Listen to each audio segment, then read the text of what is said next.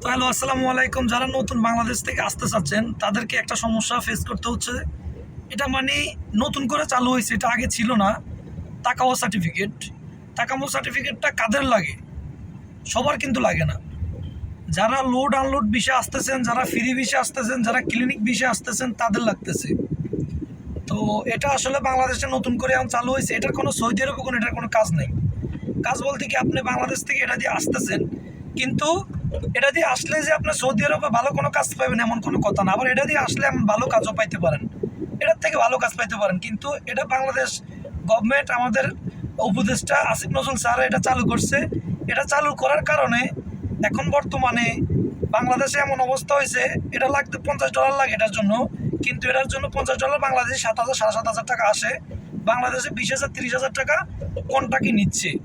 কিন্তু এটা দিয়ে কোনো ফায়দা নেই। এটা দিয়ে মানুষের উল্টো আরও হয়রানি হচ্ছে। তো যারা ড্রাইভিং বিষয়ে আসবেন, বাসাবাড়ির কাজে আসবেন, তাদের জন্য এটা লাগবে না। এটা লাগবে শুধু লোড আনলোড বিষয়, মানে যাদের বড় বড় মহাশাসা এবং ফ্রি ভিসা এবং ক্লিনিক ভিসা, তাদের জন্য শুধু এটা লাগবে। আদার্স আর অন্য কারোর জন্য লাগবে না। এটা নিয়ে কোনো বিভ্রান্ত হওয়ার চেষ্টা দরকার নেই। আপনারা বাংলাদেশে হয়তো অনেক ট্রাভেলসে কাজ করাবেন, দালালের মাধ্যমে করাবেন। দালালের মাধ্যমে করালে 20 থেকে 30,000 টাকা কন্ট্রাক্টে আপনাদের থেকে নিয়ে যাবে। কিন্তু আপনারা সরাসরি ডাইরেক্ট কথা বলবেন, সরাসরি গিয়ে এটা করার চেষ্টা করবেন। এটা কোনো এমন কঠিন কিছু না। 15টা প্রশ্ন 30 মিনিটে দিবে, ওই 30 মিনিটে 15টা প্রশ্ন আপনারা করে আনতে পারবেন, কোনো সমস্যা নেই। আর ফেল করলেও কোনো সমস্যা নেই। এটা নতুন বাইরেছে, ফেল করতে পারে, স্বাভাবিক। অনেকে মনে করে ফার্স্ট ফেল আমাদের কন্ট্রাক্টে দিয়ে দিবে। এটা আসলে আপনারা এমনটা করেন না।